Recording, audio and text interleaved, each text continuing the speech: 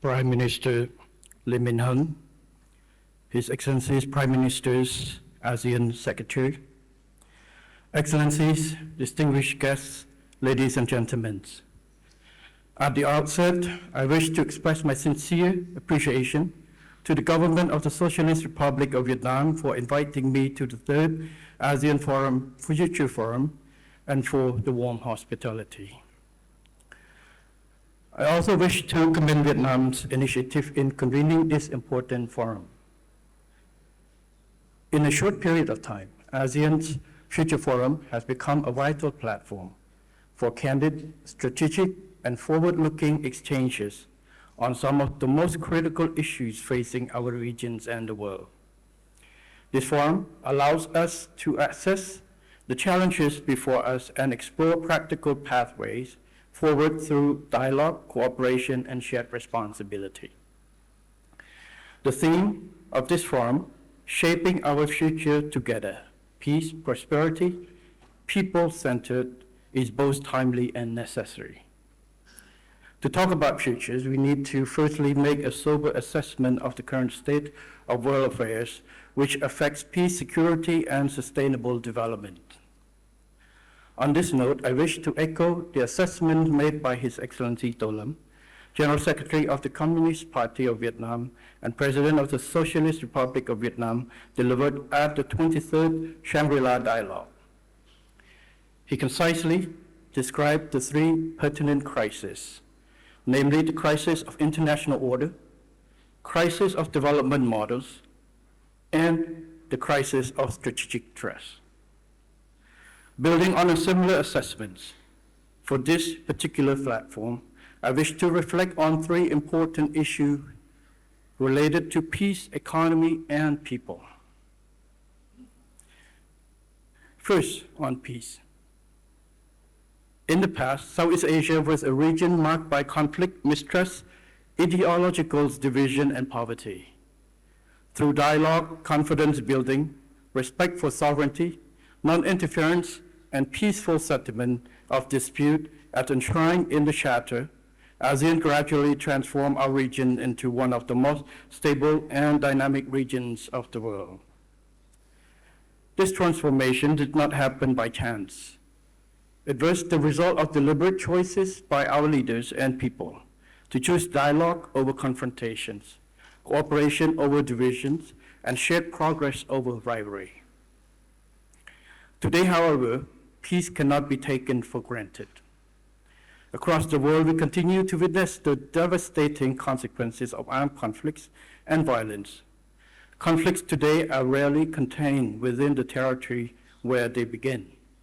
Modern conflicts are also multidimensional. The ongoing tensions in the Middle East are a clear example.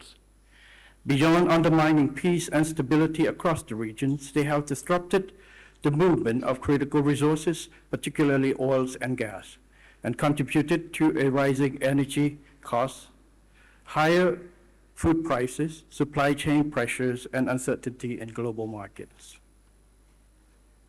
The full consequences are still unfolding, but one thing is already clear. Instability anywhere increasingly affects the prosperity everywhere.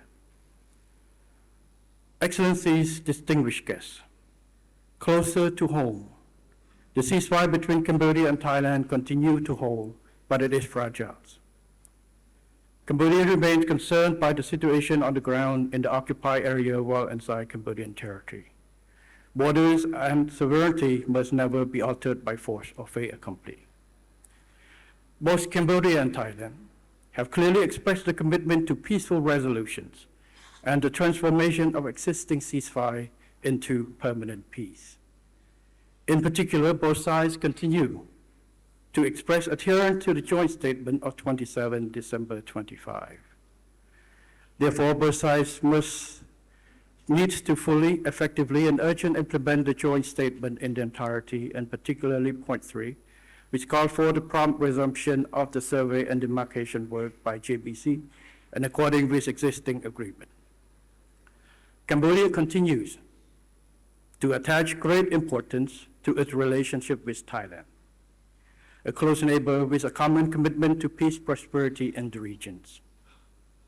Steadfast adherence to international law and existing treaties and agreements, as well as dialogue, good faith and mutual respect are key and essential to ensure that sovereignty, territorial integrity, and international boundaries are respected, thereby restoring trust, securing lasting peace, and enabling displaced populations to return home safely and with dignity and restore normal livelihood. Cambodia's recent decision to initiate compulsory reconciliation under UN clause demonstrates our sincere desire to seek a fair and lasting solution, firmly grounded in international law. Thailand's express preparation to engage in this facilitated process under UN clause is a welcoming step towards a peaceful resolution of the overlapping maritime claim area.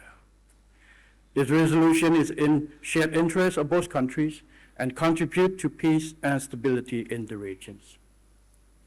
In this spirit, Cambodia sincerely appreciates the support of the international community, including ASEAN member countries, for the ceasefire and the peaceful settlement of disputes between Cambodia and Thailand in accordance with international law and the principles of UN and ASEAN charters.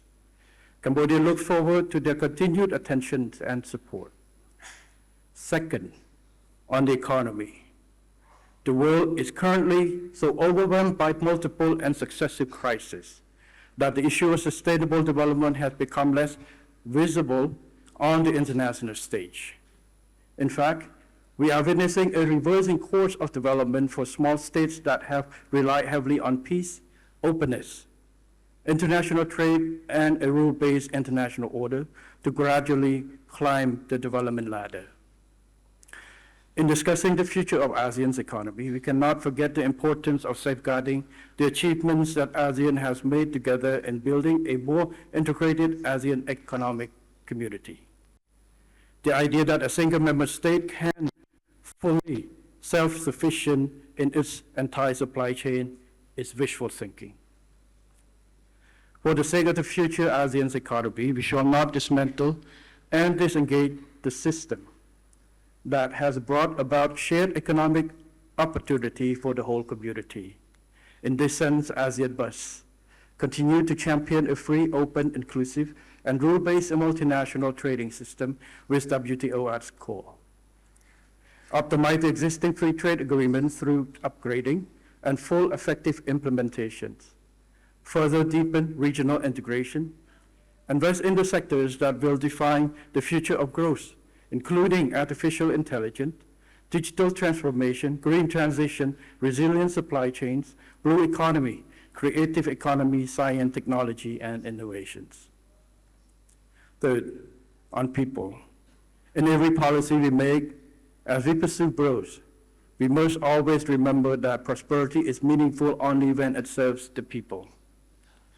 Ultimately, neither peace nor prosperity is an end in itself. Their true value lies in improving the lives, dignity, security, and opportunity of our citizens. ASEAN's achievements should not be measured by only GDP, trade volumes, or investment flows. They should also be measured by whether our people live better, safer, healthier, and more hopeful lives. Over the past decades, ASEAN has helped lift millions of people out of poverty, expand access to education and healthcare, improve connectivity, create jobs, increase people-to-people exchanges, and support the emergence of a growing middle class. Yet, as the expectations rise and challenges become more complex, ASEAN must continue to deliver more effectively for its people. This requires ASEAN to continue strengthening its community-building effort across all pillars. One important aspect in building a harmonious and caring community is the promotion of mutual understanding between citizens of member states.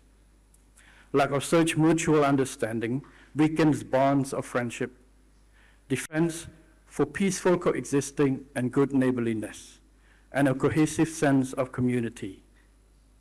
Furthermore, mutual mistrust allows narrow nationalism, populism, revisionism, and divisive narrative to gain power at the expense of community building. To resist this dangerous tie, ASEAN must expand robust use and academic exchanges, cultural cooperations, economic engagements, media partnerships, and other interactions. This will ensure current and future generations better understand one another. Excellencies, distinguished guests, ASEAN's experience has shown that peace creates the condition for prosperity, and prosperity must ultimately serve the people. This is the essence of shaping our future together. In an increasingly uncertain world, ASEAN must remain united, resilient, outward-looking, and confident in its ability to shape its own destiny. We must continue to uphold the principles that have guided our success: respect for sovereignty, peaceful settlement of dispute, dialogue, cooperation, inclusiveness, and shared responsibility. This will enable ASEAN to remain a force of stability, an epicenter of growth, and as a region of opportunity and hope. And thank you.